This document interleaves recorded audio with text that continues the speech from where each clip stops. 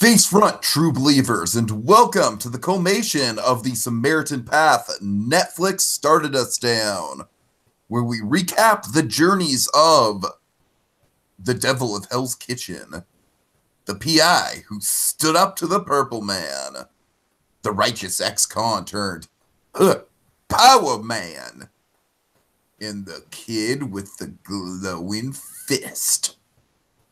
In a show where we uncover the stories the Avengers might not disclose, but we will, as we analyze the Marvel microcosm and finally start Divulging Defenders. That's right, and tonight, BlueDragonFive and I are talking about Episode 6. Episode 6 is titled Ashes, Ashes, Matthew. Ashes, ashes, and dust to dust. You know what? It was funny just because all of our gags with Elektra. You know what? I was rewatching the episode. I don't think it's necessarily wrong, but I kept thinking, ashes, ashes, we all fall down. God. Because think about it, they do. Body fell down, Matthew. No, but seriously, all the defenders, they fall down at the end of the episode. She makes them fall down. You know, ashes, ashes, you all fall down. God. I mean, yeah, you're right. It's more ashes than ashes. Go with my playtime with Norma Bates, Matthew. Oh my God, oh, if there's a fan art. Go shopping, Norma, then we can splish splash in the blood sauna. A bloodbath. And it wouldn't be us killing people. It would literally be us bathing in blood, Norma. It's good for the skin. You know, Elektra, you should really consider not seeing that Matthew you're always talking about. You should see that Danny Rand. He seems like a nice boy. Oh no. Okay. All right. Okay. Trust me, I don't want to derail this conversation with Elektra stuff. All right, we're gonna have our fun, but let's let's try and get through this, Dragon. We're here to talk about episode 6, and Dragon, I would wager to say on a rewatch, this is one of the stronger episodes of Defenders. It's not a peak episode, but it definitely does give us a nice flavorful taste of the promise that the show showed. Yes. All right, so with that in mind, let's get to the plot. Yes. Okay, folks. Here's the plot in a nutshell. Okay, essentially, the Defenders are dealing with they're dealing with a rambunctious Iron Fist this episode. Alexandra tries to steady her hand alliance by building confidence in the Black Sky. Let's see. Oh yes, Jessica and Matt are bonding while on the Raymond investigation. Luke Cage, he gets some Heroes for Hire guard duty going on. Some babysitting comedy ensues. Well, at least I get tips. Come on, Misty, I live on tips. Anyway, no idea why Misty's involved in this random scene. Anyway. She likes to keep tabs on what Luke's up to, Right, good old Stick, good old caring father figure Stick. He attempts to kill Iron Fist for the good of the mission, which leads to chaos. To put it short, let's see. A battle with Elektra, or the Black Sky, ensues, leaving Stick dead. The team in very hot water, and Danny Rand captured. And ultimately, let's just say, the Hand at the end of this episode is under new management. And that's the episode. It is not like under new management like the terrible Tiki Room show. Nope. Okay, anyways. All right, Dragon, let's get to interpreting Iron Fist. So this episode is basically one giant, all right, we know Danny Rand sucks. We're going to write a whole episode that's just it's essentially Squidward torture porn in Iron Fist form, Dragon, in comedy form. Like, this episode is a delight in terms of, like, we're just going to beat Danny Rand down. We're just going to be like, you're a kid. You need to be put in your place. You need to talk when talked to. And then you need to just let the adults make all the decisions here. We very literally put Danny Rand in the timeout corner of this episode. Oh my God. I think that's hilarious. And it's great, Dragon. It's so much fun. And I can't help but think it's a little bit meta. Oh, come on. Yes, it's meta. They know it. Come on. I mean, they had a bunch of gags already kind of subtly, and there's like the most on the nose in a good way. That's the thing. We take our shots at, I would save this for a little later, and of course, segments later on, Sure. But we do take our pot shots at Iron Fist, but at the same time, I feel they are.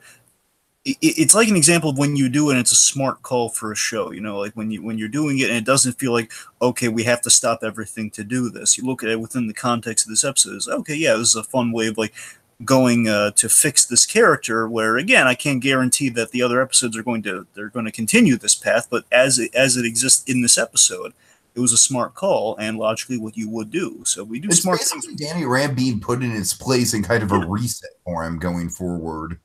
Yeah, like this, essentially this episode. Now, this episode, I'll have a lot of nice things to say when we get to other segments, but particularly, Steven Jurek, he directed this, and he's one of our favorite directors. He's done he's done all the fantastic Daredevil episodes. He did Shadows.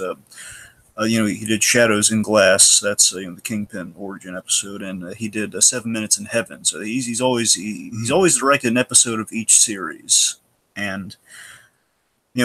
Punisher as well as this, and he always has like a great level of kind of character depth and character reflection in many capacities. In the case of the Punisher, a literal capacity of reflection. I'll say that much. Oh God. And yes, folks, that was his episode for those who have seen the Punisher. But yeah, we do that in a similar route here with Iron Fist, and we do that with a lot of other characters. And I always love it's a very introspective episode, and I love how we can track that with each of our characters, and can we see kind of building and like how they're evolving and kind of how they're looking upon themselves. So with Iron Fist, we have a good kind of analysis of Iron Fist in this episode, and yeah, and by kind of him taking some punishment in that regard. So let's start from the beginning here with Danny. So Danny, he's jumping the gun. Importantly, my analogy for Danny Rand in this episode is that his heart is in the right place, but his head is out to lunch. Yeah, exactly. He's just like, he just wants to go guns blazing, like, all right, we, forget having a plan. We just, and the other defenders are just like, okay, first of all, mathematically, we need to trust that if we lose you, everything is over. Like, you are the key to and Danny's just like, well, yeah, you know what, but that's all the more reason for me to fight. Yeah, no, it's more the reason for you to chill, dude. What I like about the defenders is that they're not like necessarily coming down on him all harshly, except for maybe Stick, but they're more just kind of like, all right, you know what, like, they're kind of talking to him, as if trying to appease a kid into calm. To be fair, Stick was still nice to him up to the end. He was. Up till the end, yes. I'm saying even when he was in the process of doing things, he was still being nice about it, though. God. He was. Oh, okay. But yeah, it's basically Danny's kind of logic is like capture the flag, only he's the flag and he's just walking up to the other team. That's essentially Danny Rand's kind of plan there. I don't know why we have somebody, I guess the ashes, we all fall down. There's a lot of kid, there's a lot of a lot of childish comparisons within this episode. But again, not to undercut the quality of the episode, though.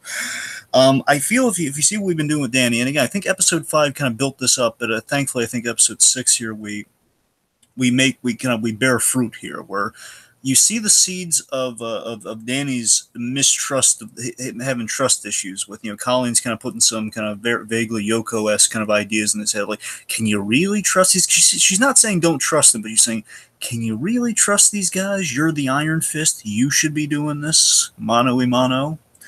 Then, of course, Matt's secret, again, doesn't necessarily say I can't trust these guys, but it's definitely getting him on the path of, yeah, maybe Colleen was right. Maybe I can't trust these guys. And all of this puts emphasis on on the Iron Fist destiny of like, hey, these guys are they're being manipulated. Basically, he thinks in this episode, in the beginning of this episode, he thinks he's back in his own show essentially, where I'm the only guy who can take on the Hand. Everyone else, exactly. He just kind of has a regress. He's just sort of like, okay, you know what? Forget everything that being a team has taught me. It's like, now that I know that I'm the key to everything, I'm awesome, and I can just kick ass and take on everyone. Ha ha! I am the Iron Fist. So I love how you can see the breadcrumbs that lead to this said impulsiveness, which is to a ridiculous level. Let me call him on it instantly, because it's no plan whatsoever. And I have some kind of things I'm kind of thinking on with Iron Fist here, is that I love that if you track his arc for the whole season of Defenders and what we're doing with Danny Rand here, I like that we do have a direction with him. I've been praising that in the other episodes as well. Is that I love that you can see in this episode, it's like all of this builds up to this with Danny Rand, where he's been overcompensating as Iron Fist since failing Kunlun. Again, having the questions like, did the Hand go in there? He gets an answer to that question in this episode, which I kind of forgot about. He does get it. Essentially, he gets a definitive answer to that. He feels that he's failed Kunlun because he just left not knowing. He saw like the trail of Hand bodies, doesn't know what, and he's just imagining, oh my god, I let them down, like they're probably dead, and all the horrible stuff that's happened. And this basically puts it on Danny Rand, which is the big question of his own show, is like, am I Iron Fist or am I Danny Rand?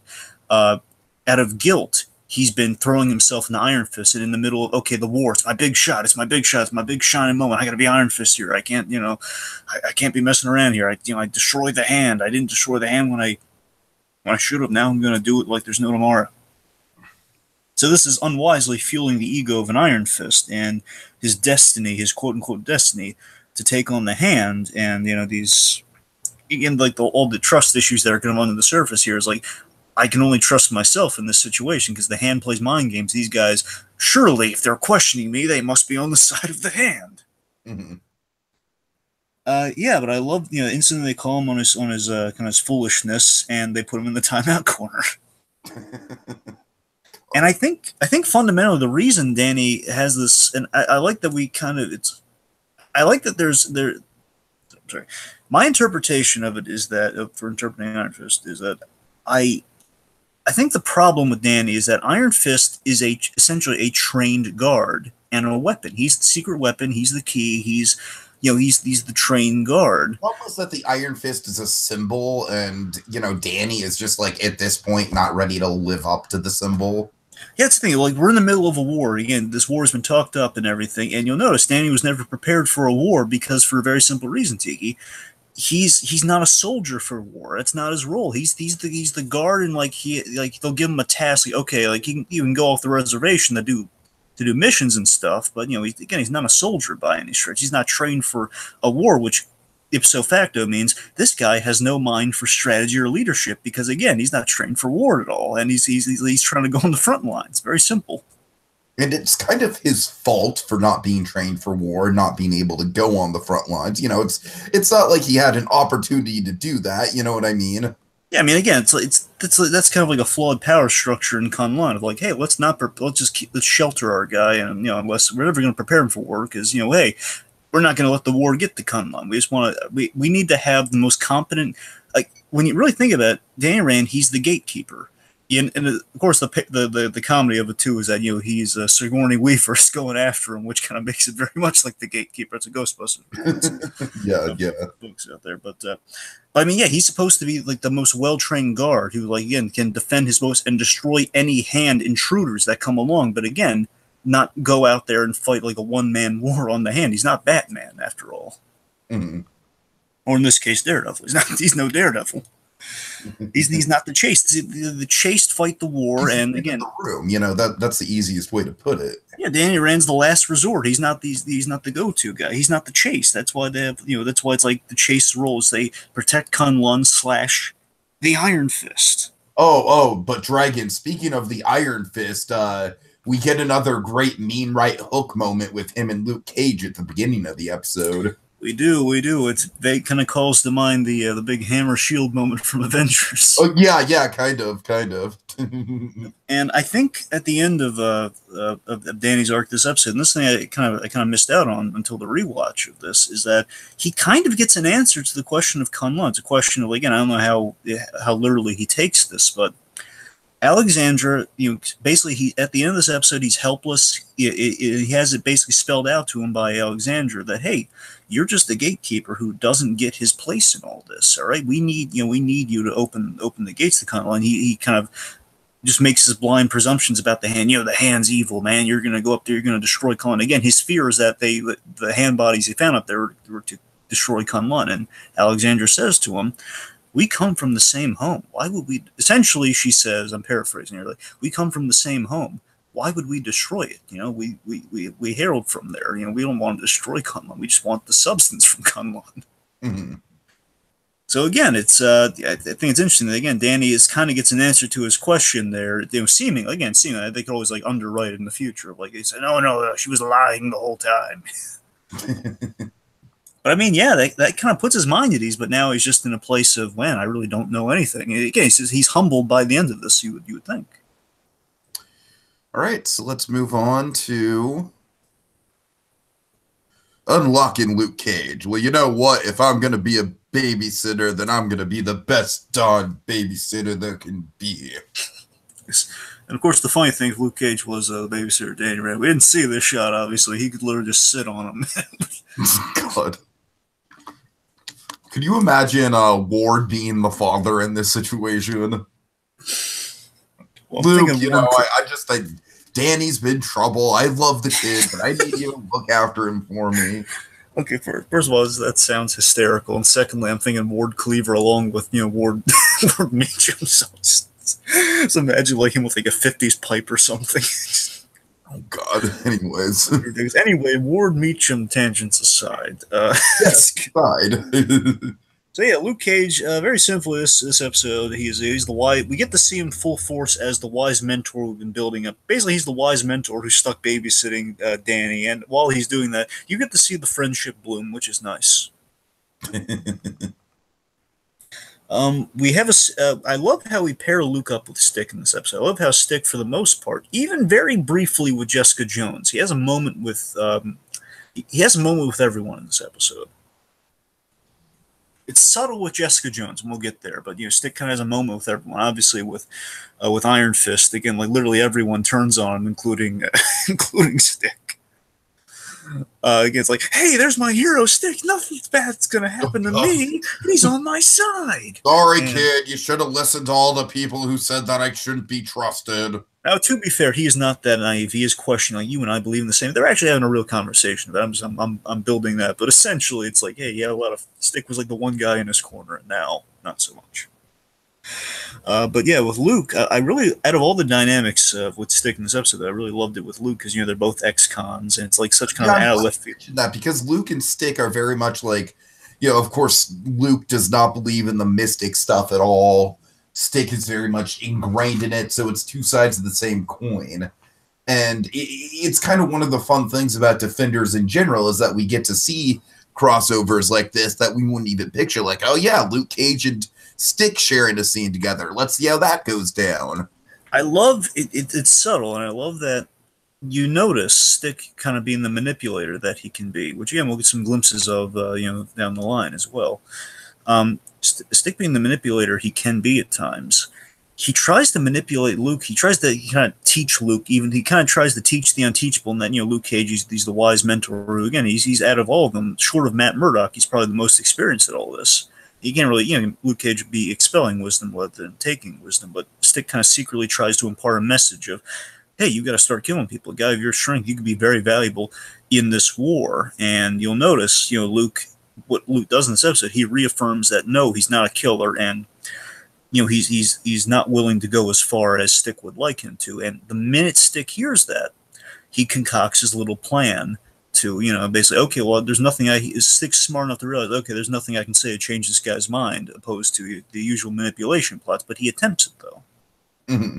And, of course, that leads to a different manipulation, more of a contingency, more than manipulation, I suppose. But, we'll get to that a little a little later on. But I like that Luke does develop for a moment, he develops a sympathy and a kingship with Stick, and that they're both in prison, and Stick, he grew up in prison. That's where he learned how to fight. Stick doesn't have many happy childhood memories, does he? No, I can't imagine. Well, I was born blind. Let's see, kid. I was born blind. My parents tried taking me to a movie, but that didn't work out too well. Yeah, I couldn't see anything. I heard it. Just didn't have the same effect. Worst night at the theater ever. And then don't even get me started on Disneyland, kid. Biggest disappointment of my life. Okay, but blind jokes aside, I mean, Stick, it's like, I was born blind, and then I had to use the murder weapon that killed my mother to defend myself with, which again is from you had to rip it from the breastplate of his mother, and they killed her. And let's see. Oh yes, and then I was put in prison for most of my childhood, where I learned how to fight, implying that I've had to fight my way as a young guy. I have a lot of stuff in a bad prison as a blind guy. So how was your weekend?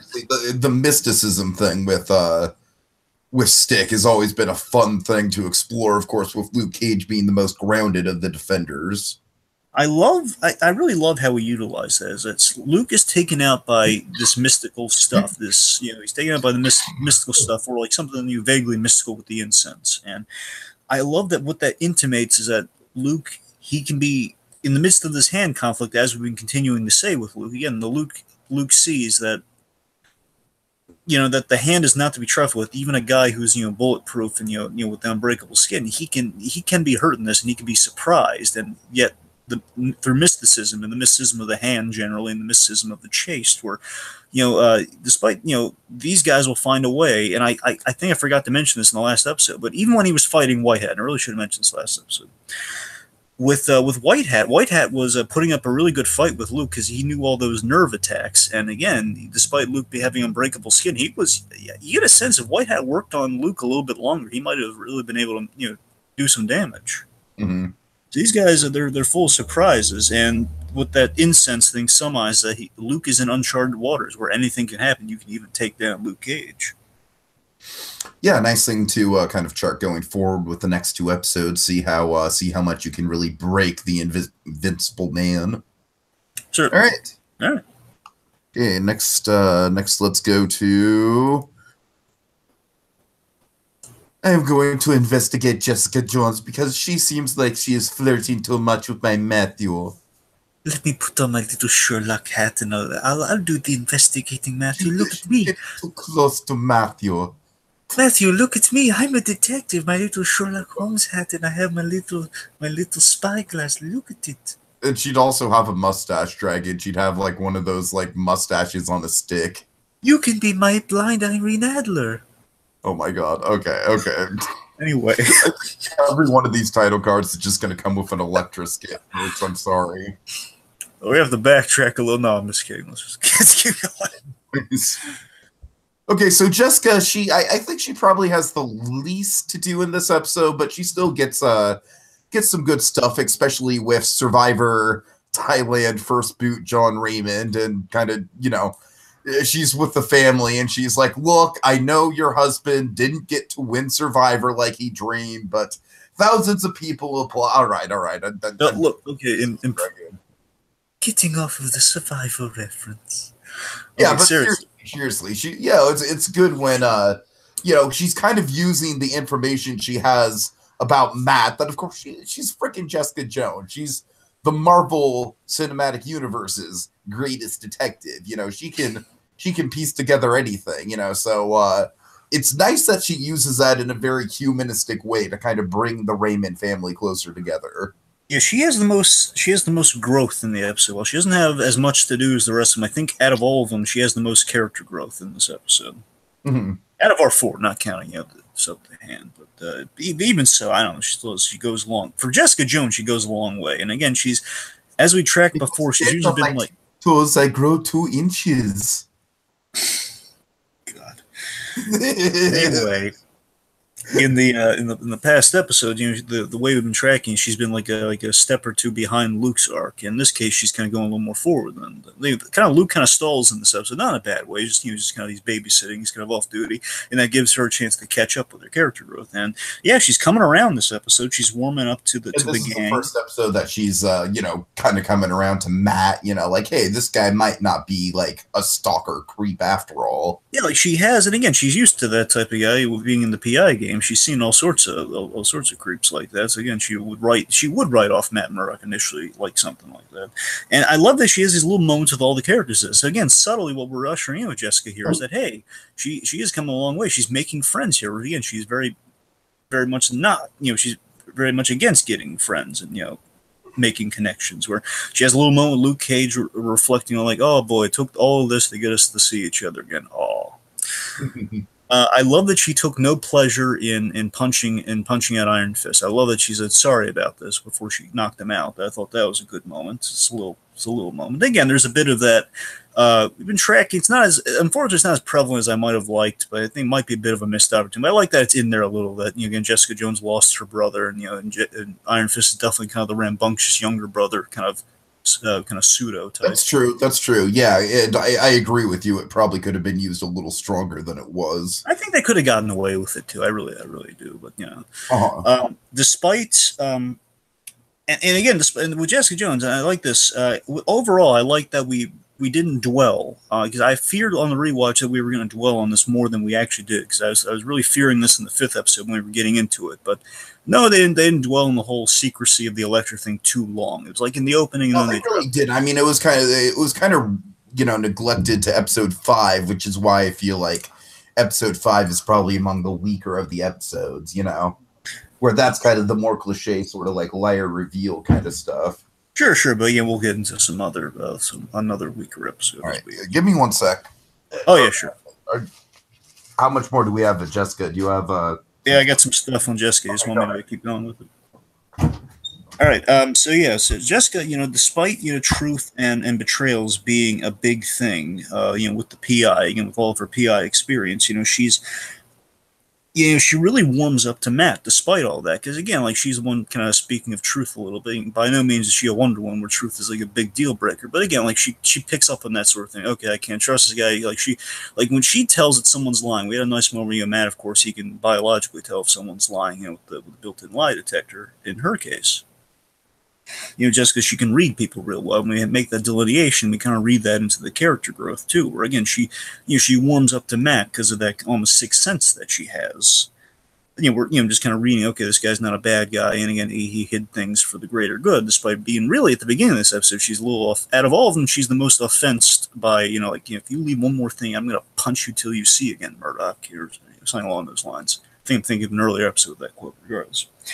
She really warms up to Matt after realizing, most likely, and I like how this I like that we don't have it explained, because I think you can read into it that she most likely did some digging into Matt Murdock after the secrecy business, or just when Matt Murdock was kind of a blip on her radar. Because she logically, did some digging into his past and about his father, because, either I can't trust this guy or want to know more about this guy, so she kind of had it at the ready when she suspected, okay, this guy's most likely Daredevil. Okay, I'm back. And she uses that to her advantage. All right. Like she realized, they both suffered trauma and they both had, rough childhoods, so she kind of sees a little bit of herself in Matt. And speaking of seeing a little bit of something in herself, I love that we pay off, the whole Lexi Raymond of it all. Where Lexi Raymond from the get-go seemed like the young Jessica Jones we had in the flashbacks from Jessica Jones, where again less kind of. Basically, it's like a miniature version of what we have now with Jessica Jones, but as that dressed similarly to the young Jessica Jones from her show. Yeah, she's kind of like the hopeful but still kind of sardonic teenager who's going through a tragedy but not quite crippled by it. Exactly, and I love that. Again, it's basically someone who could easily become. She's in a fragile place where she could become Jessica Jones if not comforted in the right way. And I don't mean like just surrounded by love and support. I mean comforted by a realistic perspective. And luckily, she has the two most realistic perspectives she can have coming at her door right now with Matt Murdock and Jessica Jones, where she is comfort.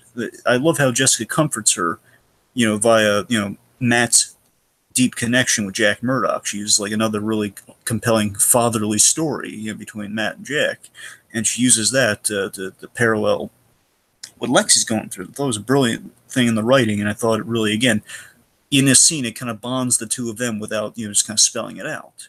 Mm-hmm. And again, as I was saying while you were going to, it's just kind of like logically she's digging into. She probably looked into Matt, and then she found out about Jack Murdoch, but we don't, you know, kind of waste time saying that. Yeah, yeah. Good kind of economic, non-exposition storytelling there.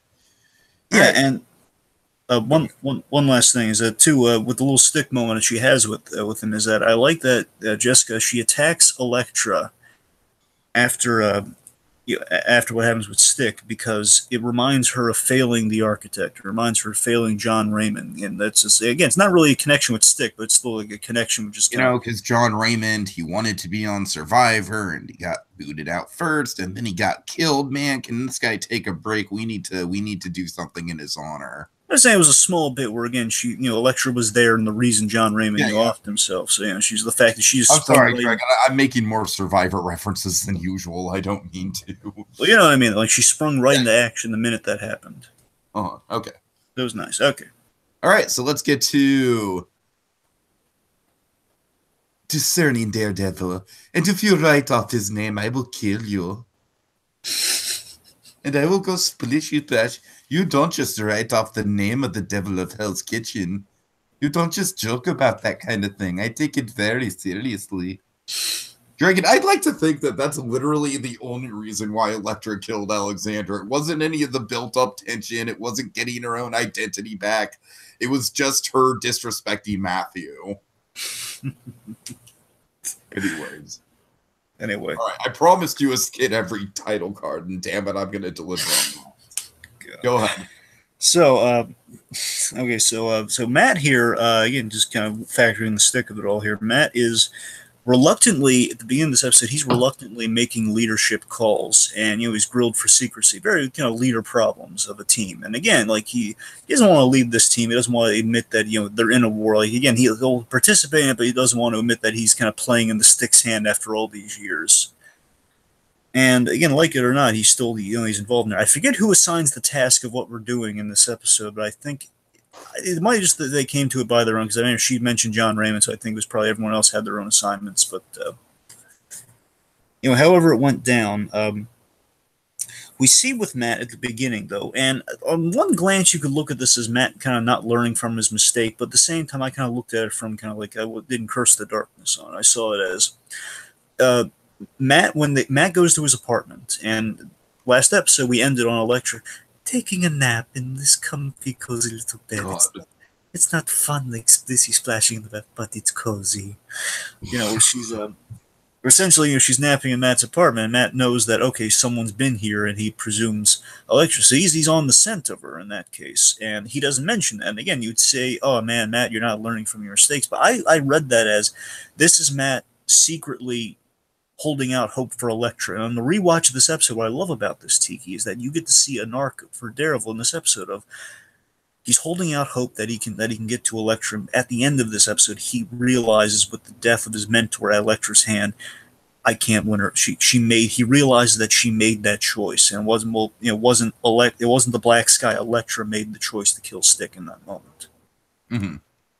And again, so it's a heartbreaking arc for Matt this episode. Matt has a heartbreaking story, and you know, Matt against his earlier judgment, you know, he faces he kind of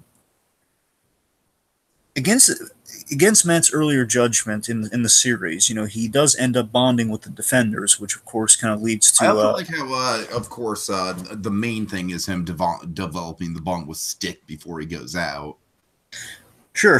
I you know, like the cosmic irony we have. We used to, on Bates Motel, we used to, on Talking Mrs. Bates, we used to have the gag, like the happiness seesaw. I'm not saying it's necessarily like that, like kind of the seesaw of happiness. Again, a lot of childlike comparisons here. It's now occurring to me, but the point is, you would have a balance of happiness and tragedy. And in this case, the cosmic irony is that, you know, whether Matt pushes people apart, you know, the positive side is, hey, he's going to have friends, he's going to have family, but at the same time, in accepting new friends, you're endangering yourself of these connections you made. And to quote Alexandra earlier in the season, I see you forge these bonds, and that means they'll be easier to take you down. Basically, the bonds and the chains that you forge will drag you down. Mm-hmm. That's definitely what Matt. Basically, this episode is Matt's worst nightmare in many capacities. Because one, it's his worst nightmare come true with is his hope blowing up his face of Elektra, fully aware of who she is. Like she stops when he sees him, but she ends up she sides with the villains. And she ends up killing her past. Through her she ends up killing to Kylo Ren, Matthew. He knows what he's talking about. Let the past die. Yeah, so she ends up killing her past, and in Matt, in effect, that not only just kind of loses his past connection to Elektra, his hope of that past connection, but he also loses the past connection of the fatherly bond that he had with Stick. And I love how we kind of bring that up with the detective work, which also is really fun that we have with on the lighter side of things. We have some fun detective work with both Jessica and Matt, playing up the blind man routine, but also we do classic Matt Murdock. Half the reason I love Matt Murdock is we do the charismatic, the genuine lawyer thing where he does he pours his heart out to his clients where he says, look, I really think we can help your father. We know your father is wrapped up in something. We believe we can help you. And he gets he gets their foot in the door over Jessica Jones, kind of with her usual kind of sardonic charm. Working unit, working team. And Matt actually gets a chance to be the detective with the piano thing, which is cool. I just love Jessica Jones is like what the heck, man? What are you doing? Oh, man, this is invading people's privacy. We should go. This is uncomfortable. Look at this Matt being so clever in this scene, being such a detective in this scene. Again, it kind of outshines Jessica Jones. Again, she's Jessica Jones. While again, not like kind of the pinnacle of truth, but at the same time, she gets truth. Her job is all about seeking the truth, and in doing so, she's always very forthright. With the client, she's forthright, and in doing so, it's like I put it all in front of you. They hired the drunk PI, they're going to get the drunk PI. They know what they're getting. I don't have to pull a song and dance man routine like Matt Murdock's doing over here. Mm-hmm. Yeah. So yeah. Anything else? No, I think I'm good. Let's move on to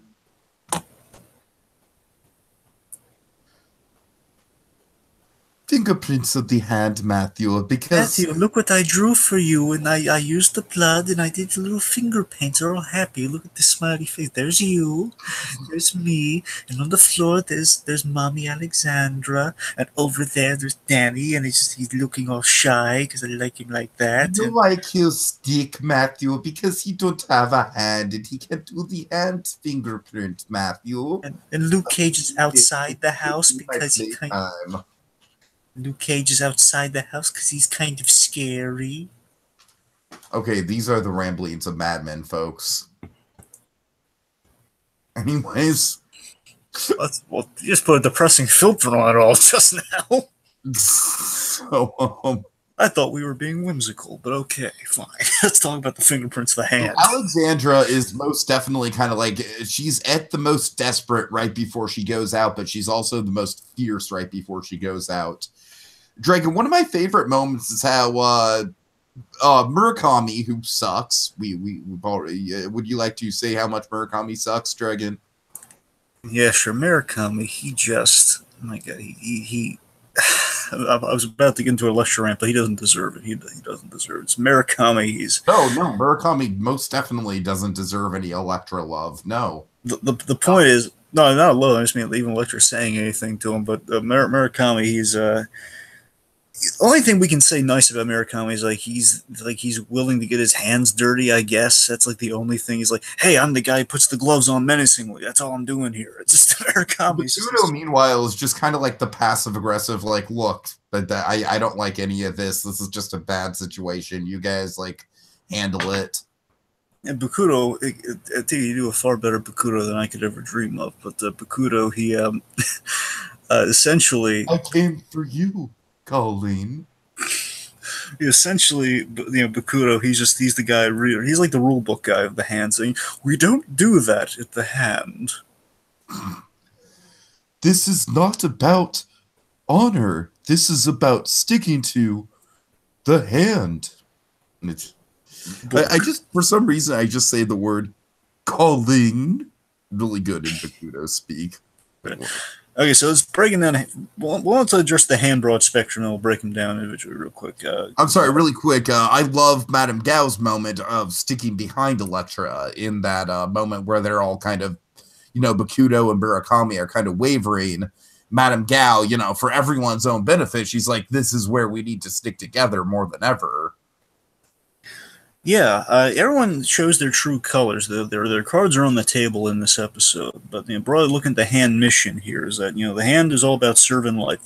They keep touting that. Looking at it here, just want to make sure to see if it made sense, and it kind of does. I'm reading into a lot of it. I wish I didn't have to read into a lot of it, but here again, I think it's a good undercurrent for all of our kind of glimpses at the hand in this episode, because essentially, if the hand is serving life, Tiki, my interpretation of that is they're giving out immortality. And never say any of this, which is kind of a problem.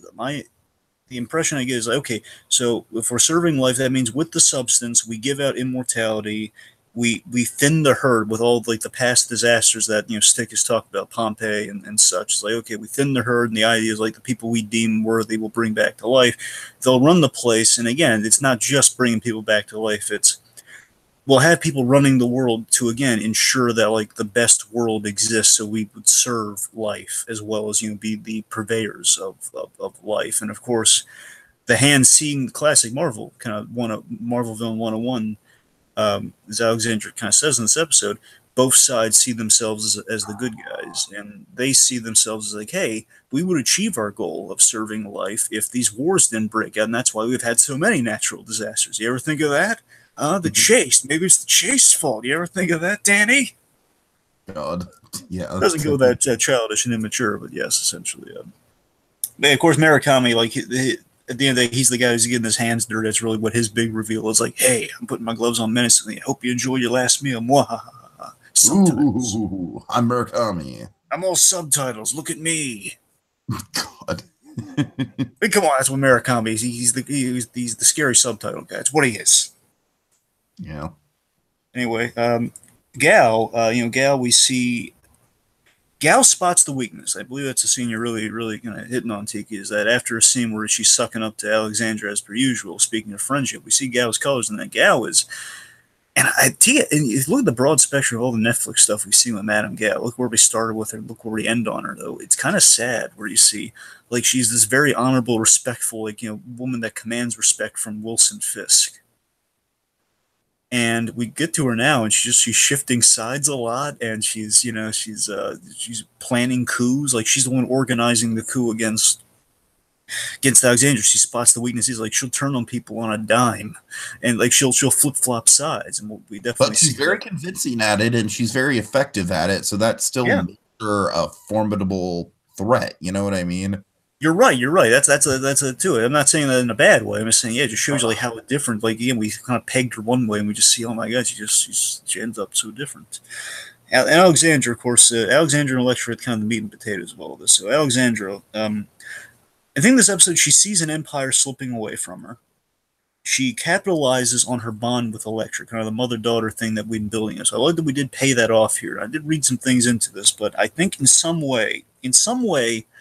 I'd like to think Alexandra, she knows Elektra is going to carry on, her purpose and her legacy with as the Black Sky. Now, I'm not saying she expects to be killed off, but I'm saying, I assuming she's genuine, a little genuine, like her whole her daughter comparison to Elektra would mean that one of these days, she would like basically champion her dreams and her vision. So basically, like raising a child that she would go on to continue her mission when she could like hang it up or retire it. So, like, looking at the Elektra, she just kind of sped up the process, gave the process a fast pass, if you will. Yeah, and Alexandra at the end of this episode, and again, we get to see her at her weakest here. Like she's taking the pills, real shakily in front of Gal, and we have like the record player's not working for her. Like everything's not going Alexandra's way this episode. And at the end, she just like Sigourney Weaver in classic fashion. She just lets these guys have it. She just chews them out, saying, think about it.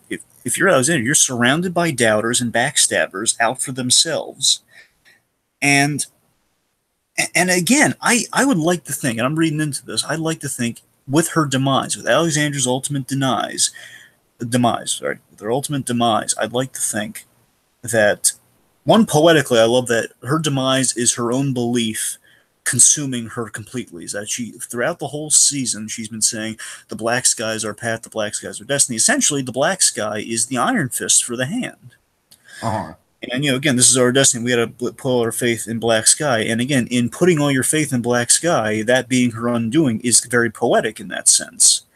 And what I'd like to read into it is that maybe in the end, she would be, I'd like to think she could see it as not a betrayal, like not yet another backstabbing, but as kind of the, but as the the path coming to fruition, basically like her basically the perennial path that she put into place, like like children supplanting their parents, to quote Ultron for a moment.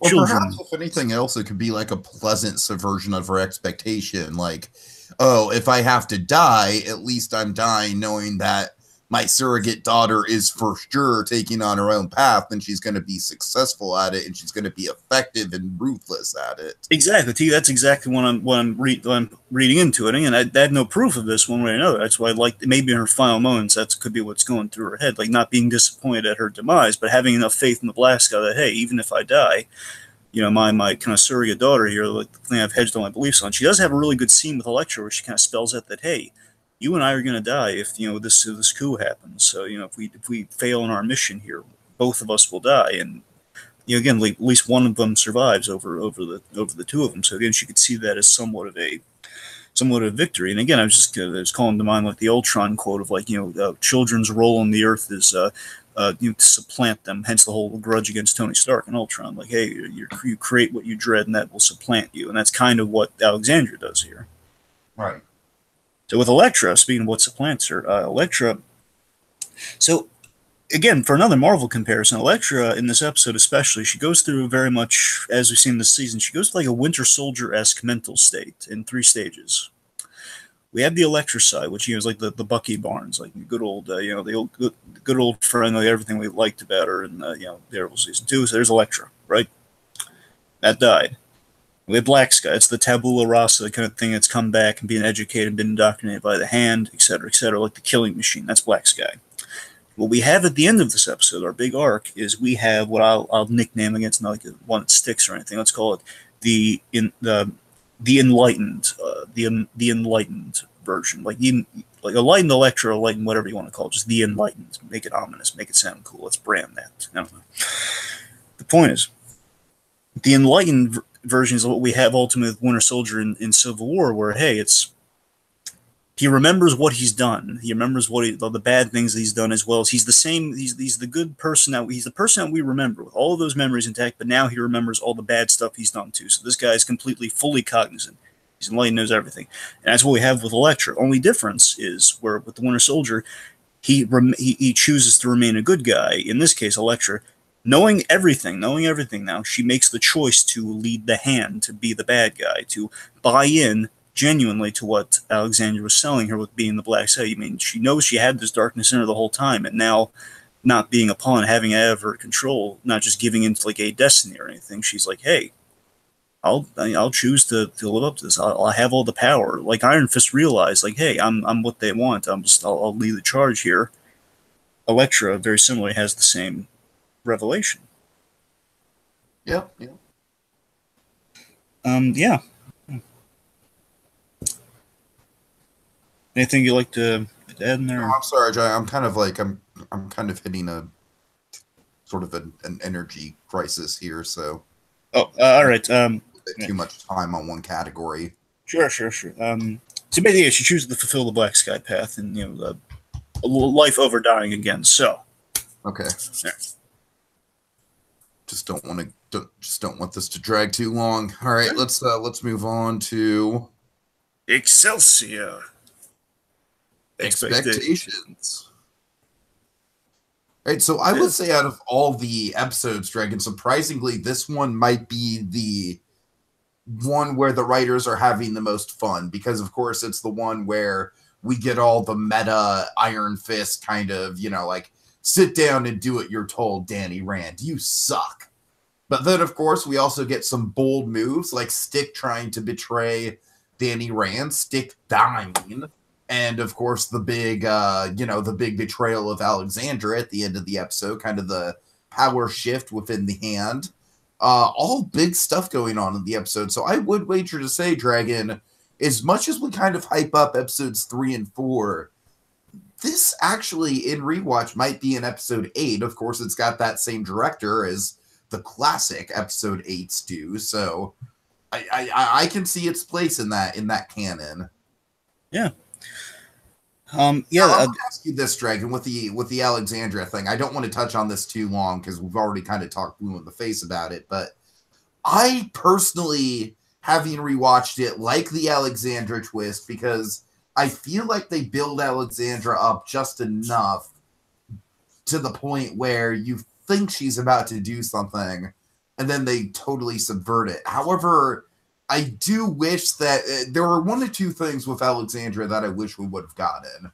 Either I wish we would have gotten a true flashback with her, or I wish we would have gotten a true fight scene with her. Dragon, one of those two things would have really done it for me. I'm with you there. It feels like we needed one scene, whatever it may have been. We needed like a little. I feel like here's what I feel like. The stuff that we forced into episode 4 with the hand, we could have used that for Alexandra's development somewhere else, Yeah, absolutely.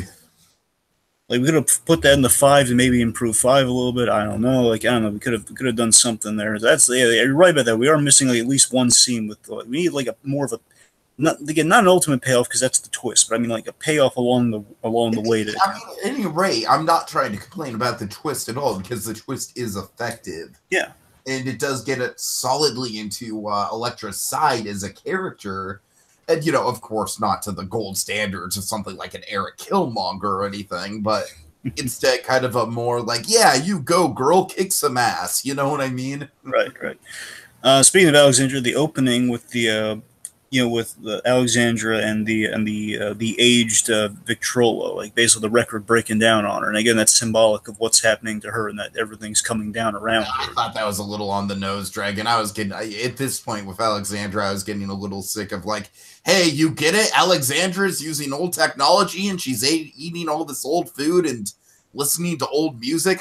I think by the end of that we kind of get it hammered into our head a little bit too much with her. Well, no, I mean. When we introduced her with that music, I understand the symbolism. I'm just saying, like it's just kind of like it's a point with her character that I feel like, yeah, that's kind of like her main motif. But it's just again, it's kind of like a show don't tell thing, right? I don't know. It felt like a payoff to the motif they established in the very beginning, where she had like music catered to her and everything was like to her specifications. Now she can't get a record to play. Yeah. Okay. Let's see. So the fight scenes with the Defenders versus Iron Fist and the Defenders versus the Black Sky was really good. Seeing Elektra take that Luke Cage, that was pretty awesome. I gotta say. Calling again, just the action scene, of course, like seeing the. Well, again, I'll save it for the other segment. So again, the fighting overall was good. Calling Iron Fist out on the BS, and logically we stop him. And in the episode, it helps more than it hinders, and it's a good thing. Let's see. Again, Steven Zurich directing, and like in the signatures of Steven Zurich would be plot, twist, and violence. So those are definitely kind of Steven Zurich's things and character depth. So we got all those kind of hallmarks in this episode. We have a theme of bonding. I like the theme of bonding, and we have a twist on that with the hand, where we see the dangers of bonding, and we see kind of the, we see the benefits of, when bonding, I mean like making friendships and such, and we see it kind of helps the Defenders out. And it seems like they were going to break up and everything. And they actually came closer this episode. Where the hand, we build up a bond, and of course, Klee gets subverted at the end. We have. Some really good dialogue scenes and acting overall, and I think Sigourney Weaver and Elodie Young in this episode, considered it was kind of their last together. I think they had some really good scenes together. Like the cemetery scene, I thought was good between them. I mean, I think Sigourney Weaver, given that it's her last episode, she does get a chance to really come out and do some good acting, some solid, like, both in terms of having really vulnerable moments, but then also kind of taking that vulnerability and challenging it into something threatening at the end. I like how the very end of her arc is kind of the most intimidating that she ever gets in the show before being cut down at the knees. Yeah. So, all right. All right. Okay, let's move on to...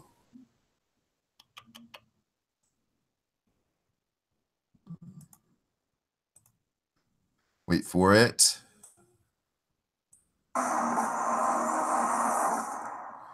Hold on. Let's try that again. Let's try that again.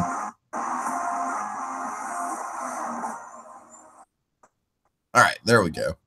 A little off time there, folks, but you know what? We got it in there. We got it in there. All right. Netflix Nirvana. Netflix Nirvana. Okay, Dragon. Let's see who chronologically goes first in this order. Me. I think it's me.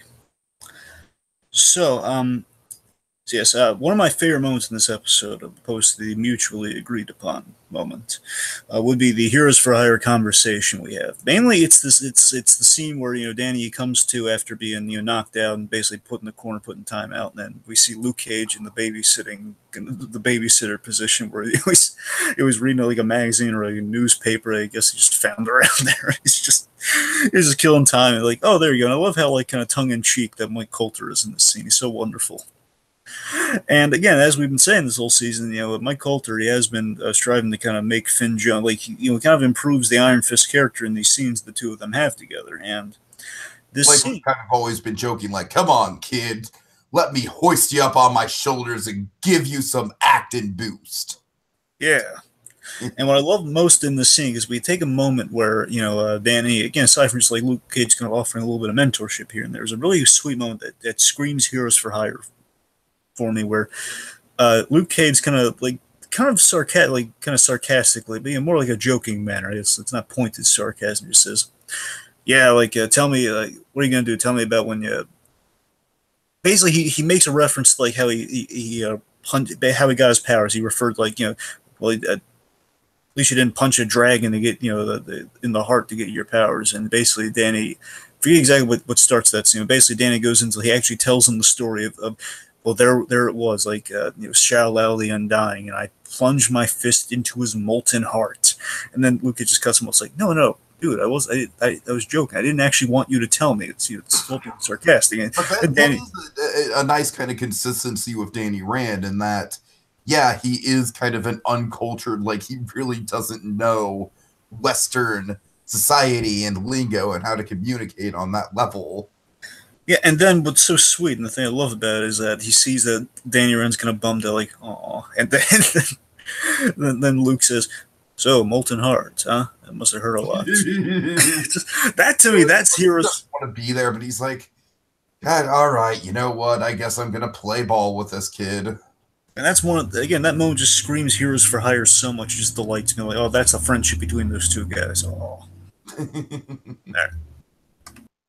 Okie dokie. So my moment is, of course, kind of when things go sort of crazy right at the end of Stick's arc. So I love how, like you said, Dragon, Stick is sort of the true blue defender of the Iron Fist right up until the very end, where he has the gall to poison Luke Cage via the meditation gas stuff, whatever he's using. The incense. He drugs him with incense. Right.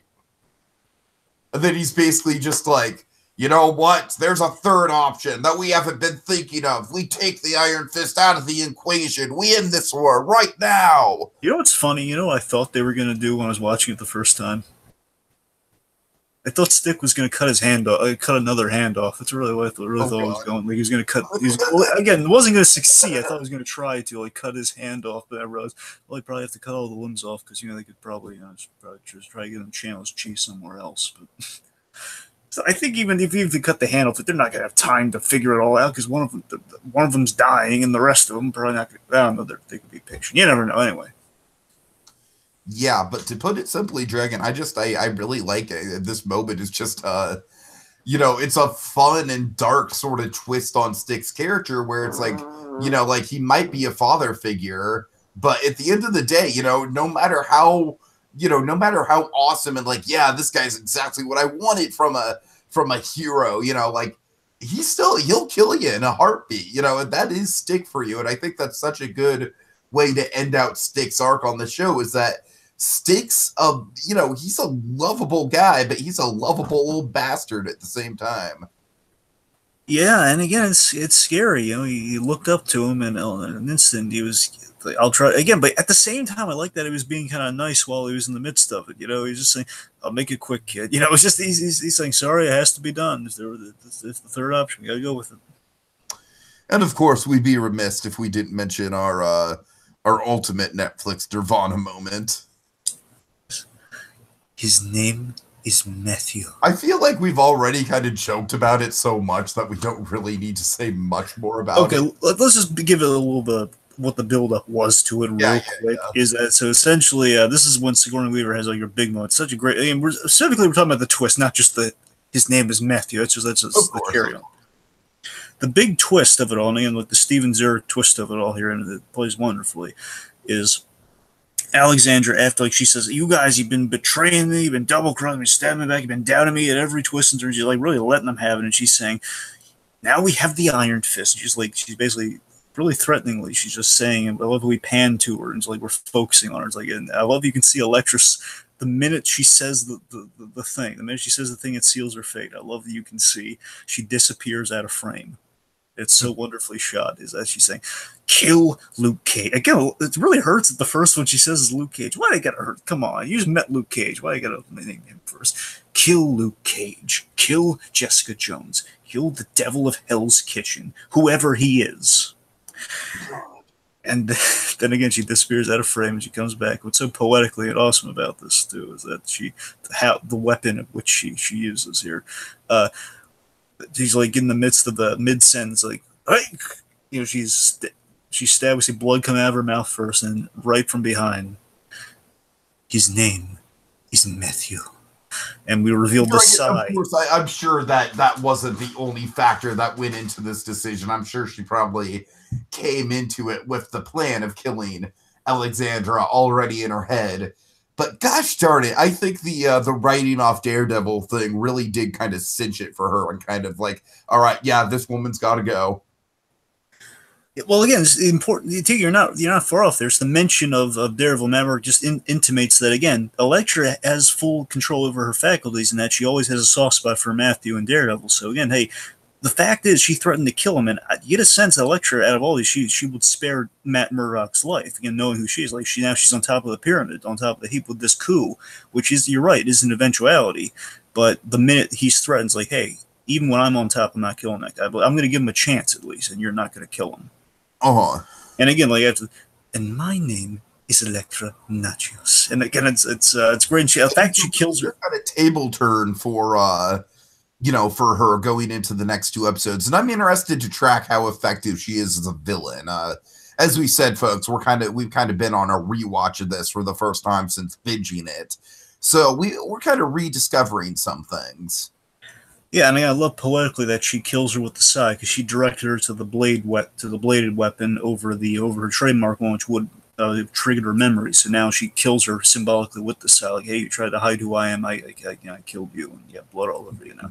Oh, blood! No, I can't. I'm giving a dramatic moment here. I can't be distracted.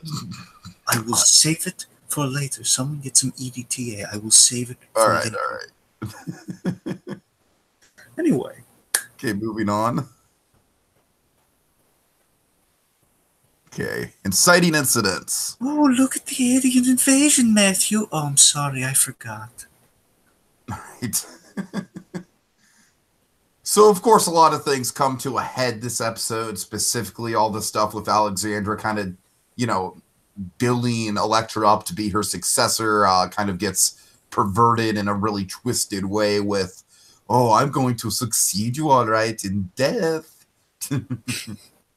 Yep. And of course, Iron Fist, the writers kind of having them all like, yeah, we know, the Iron Fist sucks, so we're gonna trash on him. As I already said, I think that Stick's death is very satisfying. It's very in line with everything that we've been seeing about the character.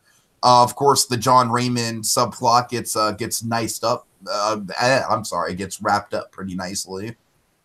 Yep, paying off the Jessica and Lexi Raymond little connection they've been kind of seeding in there as well. We have our continued our pairings of Jessica and Matt, Danny and Luke, and Alexandra and Elektra.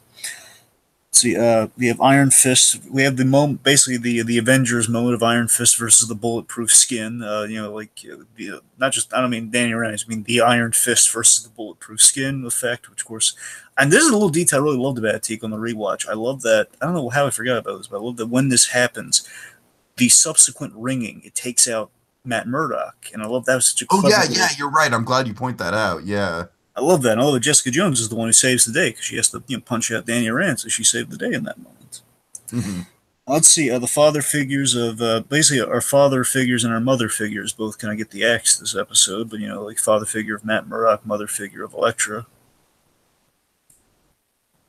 The death of Stick and Alexandra, of course, that's definitely going to be there going forward. Of course.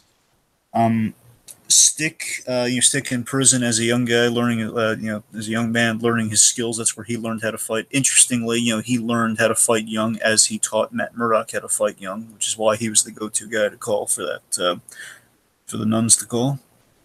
Mm-hmm. We use White Hat's head very, very well. God. That's using your head, Sawandi. Yeah. Wait a minute. We didn't honor him right. We left off his hat. What? Where's his hat? Yeah, that is true. White Hat. Yeah, the White Hat does kind of get dropped off. Yeah, that's why they had to call him. But you know what?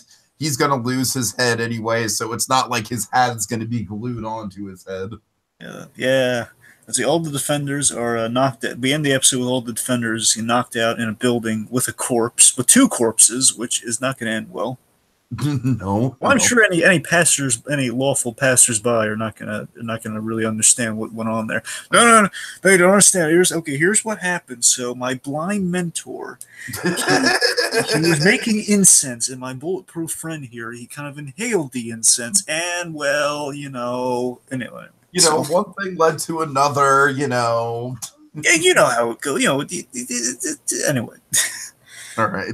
So Danny Rand is captured. That's where we leave him. He's in the possession of the hand. Elektra is in charge now. Importantly, by the way, I like that Elektra, she killed... Sorry. I like that Elektra, I'm sorry, hold on. Importantly, I like that Elektra, before she killed Alexandra, she brought the Iron Fist to prove that, okay, she got the job done, just to make sure it came through that, hey, I'm not just taking over and being another kind of lost cause. I actually delivered here, man. Uh-huh. Elektra donning her size again, a good symbol, and that definitely paid off. We teased the size a couple episodes ago. Alexandra's dying, of course, was foreshadowed, and we paid that off. We mentioned Xiao Lao the Undying and the Molten Heart. Yeah, whether or not we get to see them fully executed this season, kind of up for debate, but, who's to say? Right. Who's to say? And, that's all I got. You got anything else? No, sorry. I accidentally closed that tab and botched it, Dragon, so let's just move on and forget that ever happened. Who's for Chinese?